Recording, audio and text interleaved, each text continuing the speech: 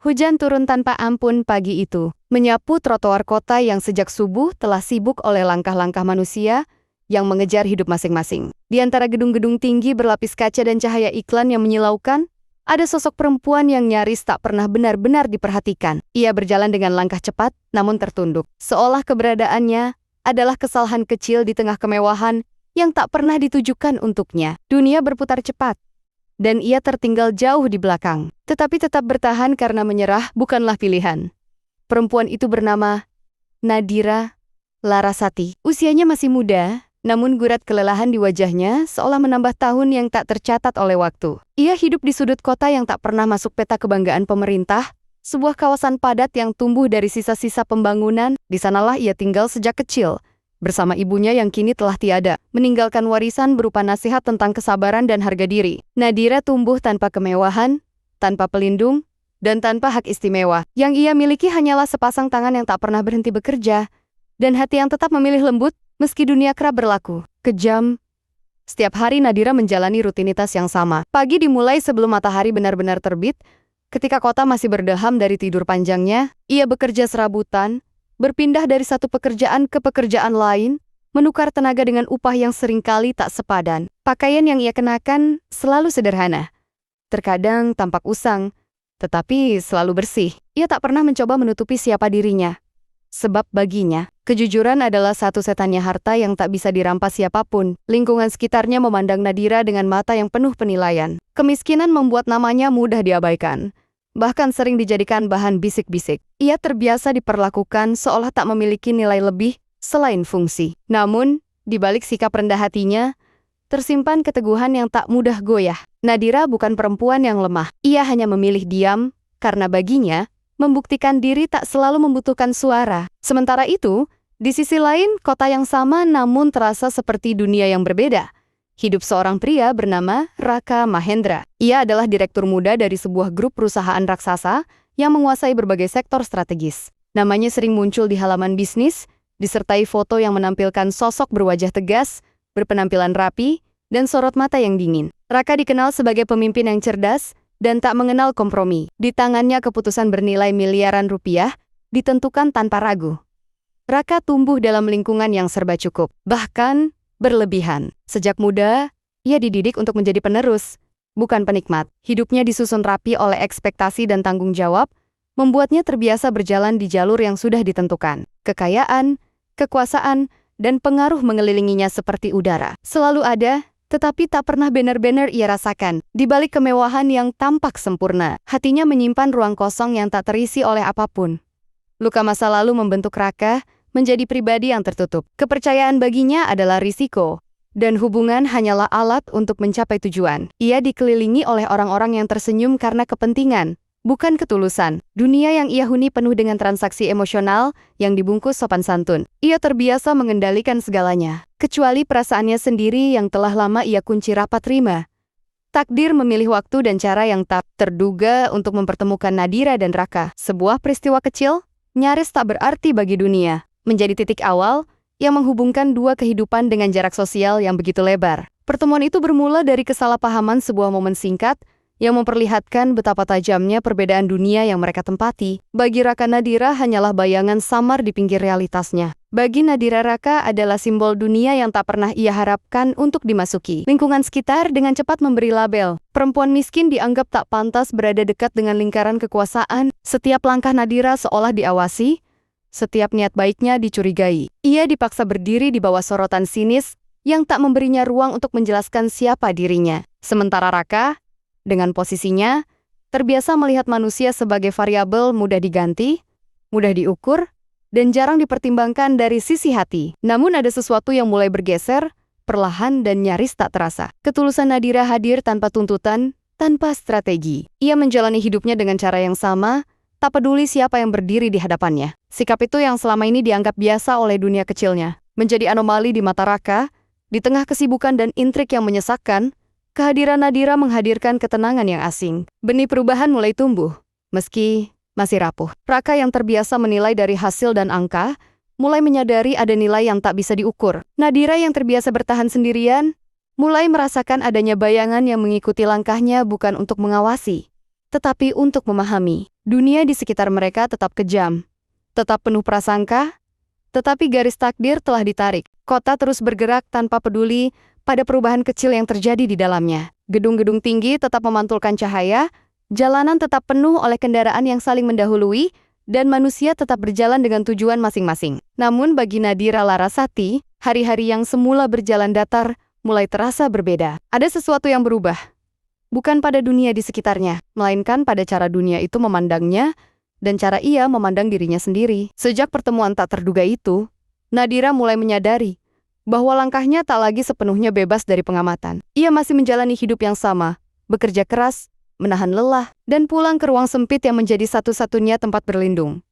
Namun kini, setiap geraknya seolah memiliki bayangan baru. Bukan bayangan fisik, melainkan kesadaran bahwa keberadaannya, yang selama ini nyaris tak terlihat, perlahan memasuki wilayah yang tak pernah ia kenal. Lingkungan sekitarnya cepat menangkap perubahan itu. Tatapan yang dulu sekadar meremehkan, kini bercampur dengan kecurigaan. Kemiskinan yang selama ini menjadi alasan untuk mengabaikannya, kini justru menjadi alasan untuk mencurigainya. Nadira dianggap melangkah terlalu jauh dari tempatnya seharusnya berdiri. Dunia tidak terbiasa melihat seseorang sepertinya berada dekat dengan lingkaran yang penuh kuasa dan pengaruh.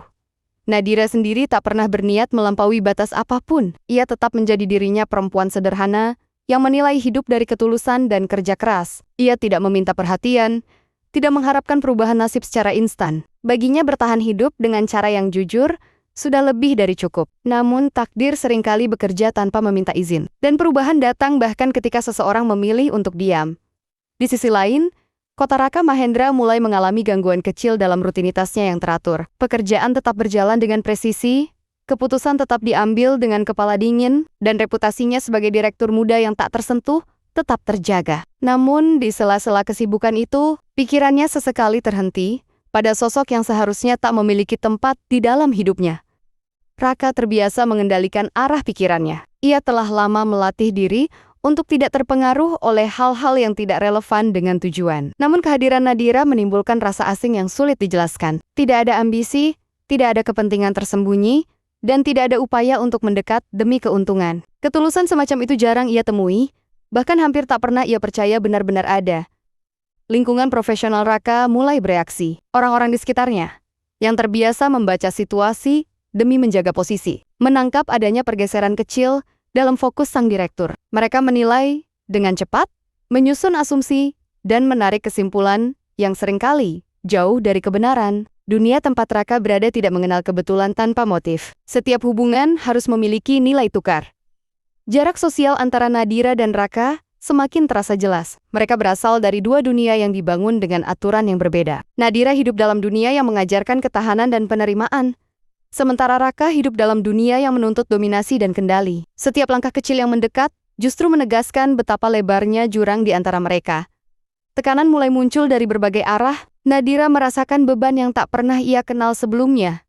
Beban untuk tetap sederhana di tengah sorotan yang tidak ia minta. Ia dipaksa untuk lebih berhati-hati, lebih menahan diri, dan lebih sering menelan perasaan demi menjaga ketenangan hidupnya yang rapuh. Ia menyadari bahwa dunia tidak memberi ruang yang sama bagi semua orang. Dan kesalahan kecil baginya bisa berarti kehancuran. Raka, di sisi lain, mulai mempertanyakan batas-batas yang selama ini ia anggap mutlak. Ia menyadari bahwa kekuasaan tidak selalu mampu mengendalikan hati. Semakin ia mencoba menjauh dari rasa ingin tahu yang muncul, semakin kuat dorongan untuk memahami sosok perempuan yang hidup tanpa perlindungan, tetapi memiliki keteguhan yang tak ia miliki. Ia melihat pantulan kekosongan dirinya sendiri dalam kesederhanaan Nadira. Namun dunia tidak pernah membiarkan hubungan yang tak seimbang tumbuh tanpa gangguan. Intrik mulai bergerak diam-diam, dibangun oleh orang-orang yang merasa terancam oleh perubahan sekecil apapun. Nama Nadira mulai disebut bukan sebagai individu, melainkan sebagai kemungkinan masalah. Latar belakangnya dipertanyakan, niatnya dicurigai, dan masa lalunya perlahan digali dengan cara yang tak pernah ia sadari. Sementara itu Nadira mulai merasakan adanya tekanan yang tak bisa ia jelaskan sepenuhnya. Pintu-pintu yang dulu terbuka seadanya kini terasa lebih berat. Kesempatan kerja menjadi lebih sempit, dan kesalahan kecil diperbesar. Ia berdiri di persimpangan tanpa peta, berusaha tetap teguh, meski dunia seolah mendorongnya kembali ke tempat yang lebih rendah. Perubahan jarang datang dengan suara keras. Ia hadir perlahan menyusup ke celah kehidupan, lalu menetap tanpa permisi. Bagi Nadira Larasati, hari-hari yang ia jalani mulai dipenuhi oleh beban yang tak kasat mata. Ia masih berjalan di rute yang sama, mengulang rutinitas yang telah membentuknya selama bertahun-tahun. Namun, ada tekanan yang kini menempel di setiap langkah. Dunia seolah menuntut penjelasan atas keberadaannya, sebuah tuntutan yang tak pernah ia pahami sepenuhnya. Kecurigaan yang tumbuh di sekitar Nadira mulai menjelma menjadi pengawasan diam-diam. Ia tidak mengetahui siapa yang mengawasi, tetapi ia merasakan dampaknya. Setiap kesempatan terasa lebih rapuh. Setiap kesalahan kecil seolah memiliki konsekuensi yang berlipat. Ia belajar untuk semakin menundukkan kepala. Bukan karena kalah, melainkan karena bertahan membutuhkan kebijaksanaan yang lebih besar daripada perlawanan terbuka. Nadira memilih diam, sebagaimana ia selalu memilih untuk bertahan. Namun diam bukan berarti tanpa cerita. Di balik kesederhanaannya, Nadira menyimpan masa lalu yang tidak pernah ia ceritakan pada siapapun. Masa lalu yang membentuk keteguhan hatinya, sekaligus menjadi alasan mengapa ia memilih hidup jauh dari sorotan. Ia pernah mengenal dunia yang lebih terang, meski hanya sebentar. Ia pernah berada di lingkaran yang menjanjikan keamanan, sebelum semuanya runtuh dalam satu peristiwa yang mengajarkannya arti kehilangan. Kota tempat Nadira hidup menyimpan banyak jejak yang ia coba lupakan. Setiap sudut memiliki ingatan. Setiap aroma membawa kembali bayangan yang ia kunci rapat.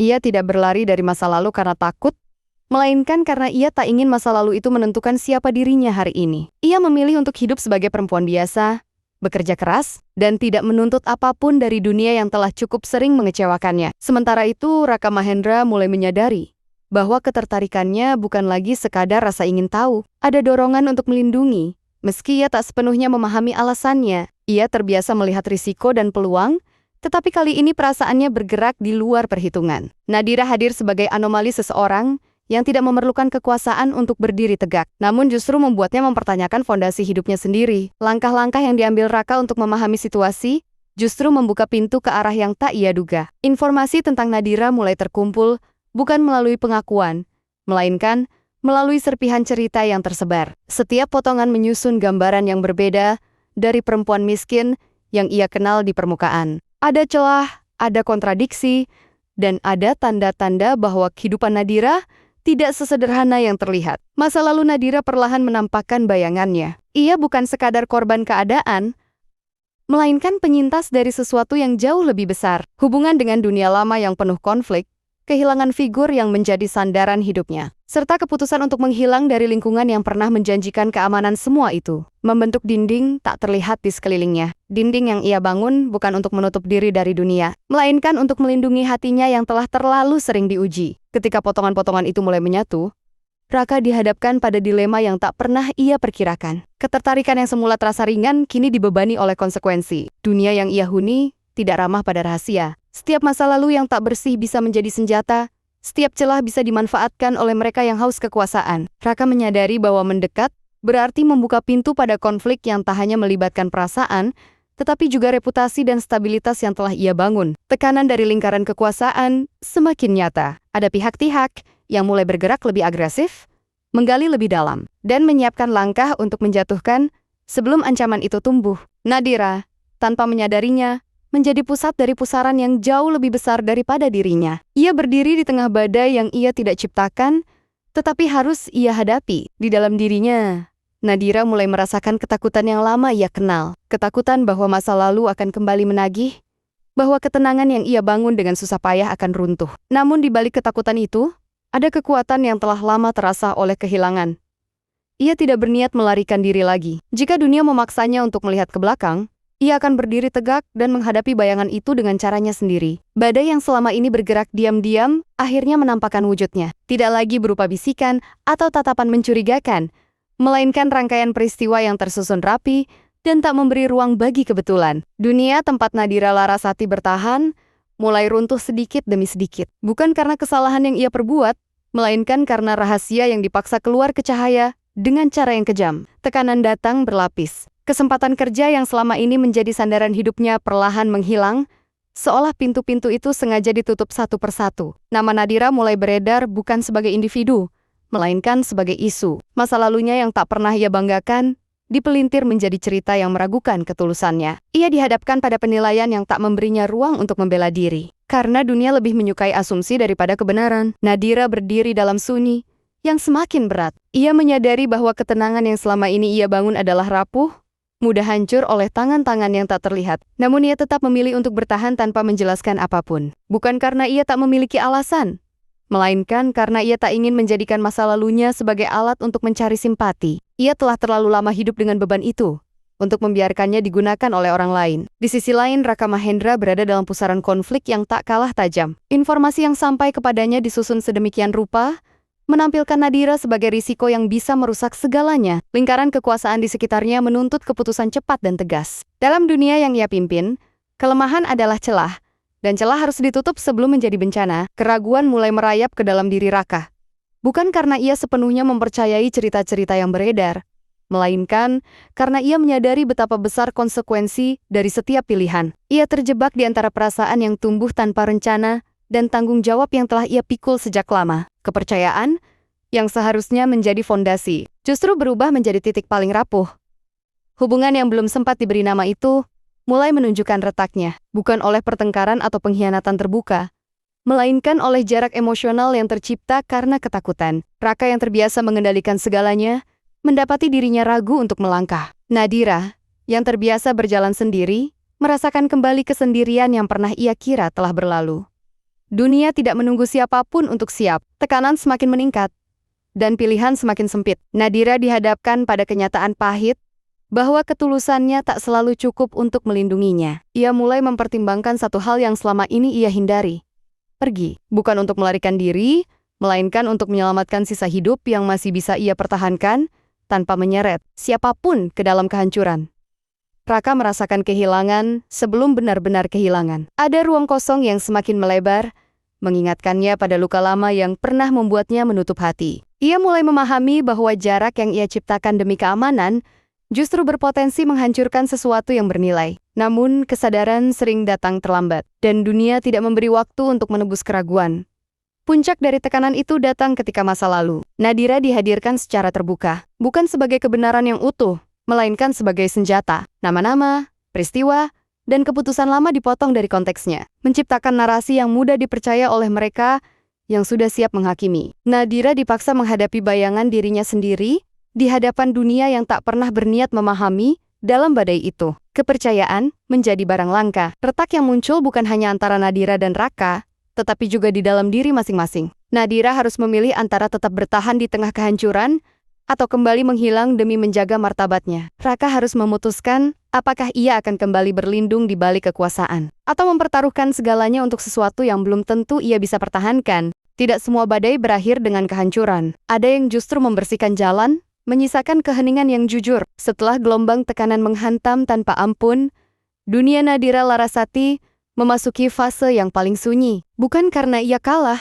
melainkan karena ia telah berhenti melawan arus yang tak bisa ia kendalikan. Ia memilih mundur selangkah dari pusaran, bukan untuk menghilang, tetapi untuk berdiri di tempat yang masih memberinya ruang bernapas. Kepergiannya terjadi tanpa sorotan. Nadira menata hidupnya kembali di pinggiran kota, jauh dari pusat kekuasaan yang pernah menyeretnya ke dalam badai. Ia kembali pada ritme hidup yang sederhana, bekerja dengan tenang, dan menerima hari-hari apa adanya. Tidak ada kemewahan yang ia cari, tidak ada penyesalan yang ia rawat. Ia membawa masa lalunya bukan sebagai beban, melainkan sebagai bagian dari dirinya yang telah ia terima sepenuhnya.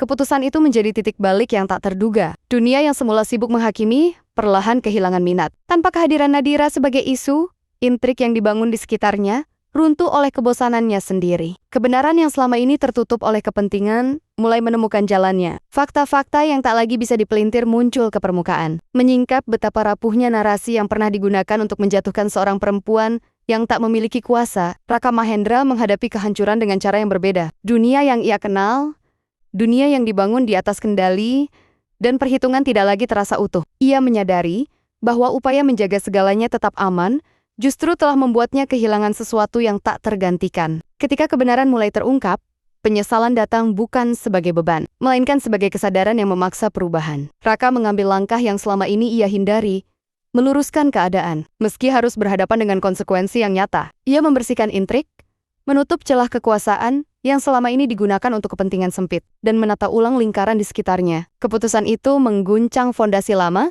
tetapi juga membebaskannya dari belenggu yang tak pernah ia akui sebelumnya. Pertemuan mereka kembali terjadi bukan sebagai klimaks yang dramatis, melainkan sebagai peristiwa yang tenang dan jujur. Tidak ada tuntutan, tidak ada janji yang berlebihan, yang tersisa hanyalah dua manusia yang telah melalui ujian masing-masing dan memilih untuk berdiri tanpa topeng. Nadira tidak datang untuk meminta penjelasan, dan Raka tidak hadir untuk menebus masa lalu dengan kata-kata kosong. Kepercayaan tidak dibangun kembali dalam satu momen, ia tumbuh perlahan, melalui konsistensi dan keberanian untuk berubah. Nadira tetap menjadi dirinya sederhana, teguh, dan tidak tergoda oleh kemewahan. Raka belajar menurunkan tembok yang selama ini ia bangun, memahami bahwa kekuatan sejati tidak selalu datang dari posisi, melainkan dari kejujuran terhadap diri sendiri. Akhir dari kisah ini bukan tentang perempuan miskin yang diselamatkan oleh pria kaya, atau direktur yang menaklukkan dunia demi cinta. Ini adalah kisah tentang dua jiwa yang bertemu di titik paling rapuh mereka dan memilih untuk tidak saling meninggalkan. Ketulusan tidak mengubah dunia dalam semalam, tetapi ia meninggalkan cahaya yang cukup untuk menuntun langkah ke depan. Di tengah kota yang masih gemerlap dan dunia yang tetap tak adil, Nadira dan Raka melangkah dengan cara mereka sendiri. Tidak sempurna, tidak berlebihan, tetapi jujur. Dan dalam kejujuran itulah, cinta menemukan bentuknya yang paling utuh, tenang, setara, dan bertahan.